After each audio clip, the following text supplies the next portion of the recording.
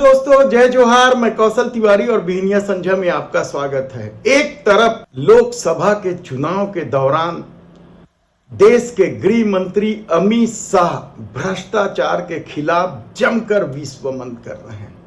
समूचे विपक्ष को भ्रष्टाचार के कटघरे में खड़े कर रहे हैं, लेकिन दूसरी तरफ उनके नाक के नीचे उनका विभाग न केवल भ्रष्टाचार का अड्डा बन गया है, बल्कि भ्रष्टाचार की फैक्ट्री चला रहा है, कहा जाए तो गलत नहीं होगा। और वह भी राष्ट्रीय सुरक्षा को ताक में रखकर। आप हैरान हो जाएंगे कि भारतीय जनता पार्टी राष्ट्रीय सुरक्षा के नाम पर जब इतना मुखर होती है, तो उसके ही एक मंत्रालय में किस तरीके से राष्ट्रीय सुरक्षा को दांव पर लगाया जा रहा है, यह आप सुनकर हैरान हो जाएंगे। मेन स्ट्रीम मीडिया से यह खबर गायब कर दी गई है, जबकि इस घोटाले के उजागर होने के बाद समूचे मंत्रालय में नहीं, भारतीय जनता पार्टी में भी सांप सूंघ गया है। हालत यह है कि इस भर्ती घोटाले को लेकर कोर्ट ऑफ इंक्वायरी तक शुरू हो गया है। सेना को छोड़कर जितने भी अर्धसैनिक बल, सीआरपीएफ हो, सीआईएसएफ हो, बीएसएफ हो, border security force, BIT, SSP, special security force, NSG, commando, सब कुछ अमित शाह के हाथ में।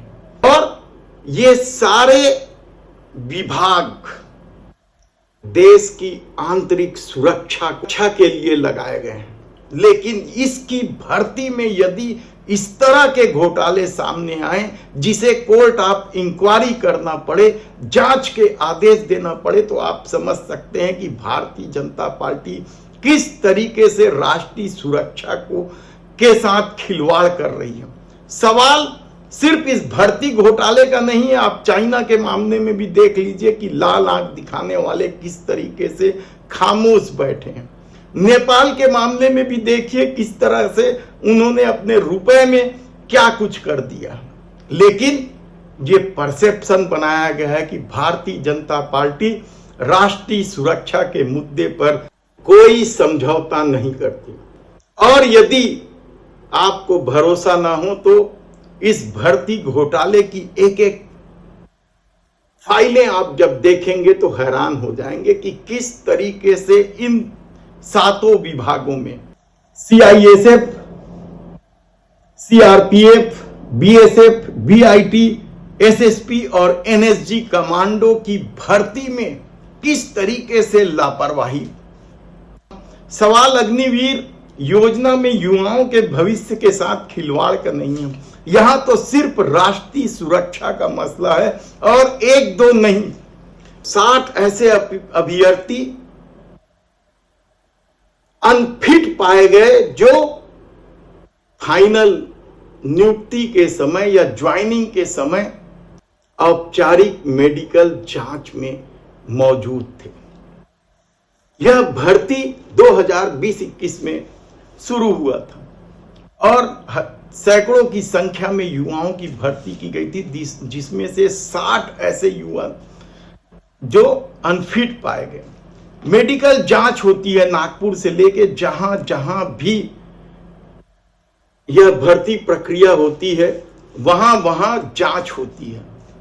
सीआरपीएफ के डॉक्टरों ने जब औपचारिक रूप से ज्वाइनिंग के समय इन युवाओं की मेडिकल जांच की, तो पता चला कि इनमें से ऐसे युवाओं की भर्ती कर दी गई है जो मेडिकल रूप से अनफिट ही नहीं है, बल्कि उस तरह की बीमारी से ग्रसित हैं जो कभी ठीक नहीं होते हैं।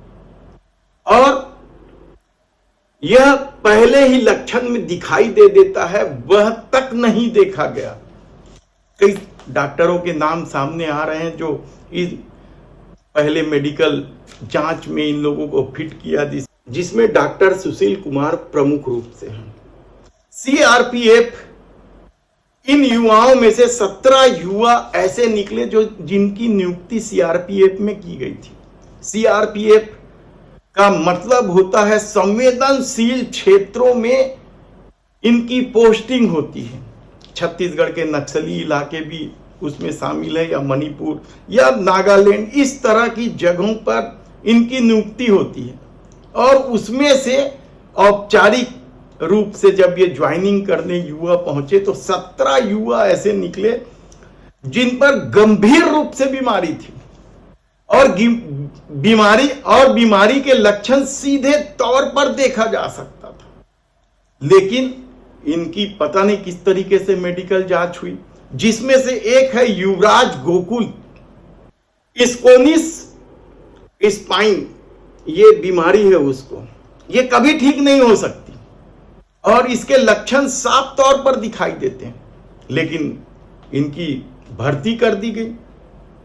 इसी तरीके से पवन कुमार नाम के युवक है जिसे कोट फूट नाम की बीमारी है, जिसका लक्षण सीधे तौर पर दिख जाता है, यह बीमारी भी कभी ठीक नहीं होती।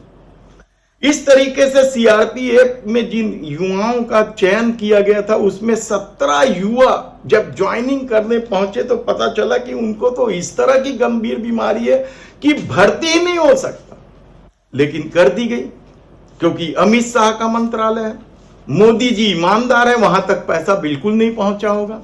पैसा कहां तक पहुंचा होगा, किस तरीके से घोटाला हुआ होगा, आप खुद कल्पना कर सकते हैं।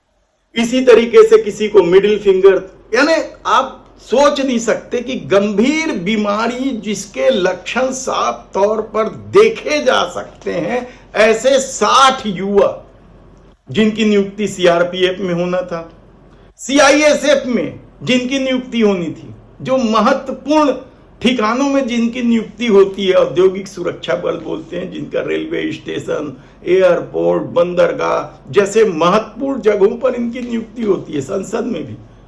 ऐसे लोगों की यदि मेडिकल जांच में घोटाला करके पैसा लेके भर्ती किया जा रहा है तो राष्ट्रीय सुरक्षा के साथ किस तरीके से खिलवाड़ किया गया। हालांकि चर्चा तो इस बात की है कि जिन अनफिट युवाओं की भर्ती की गई है उनका बैकग्राउंड आरएसएस से संबंधित है।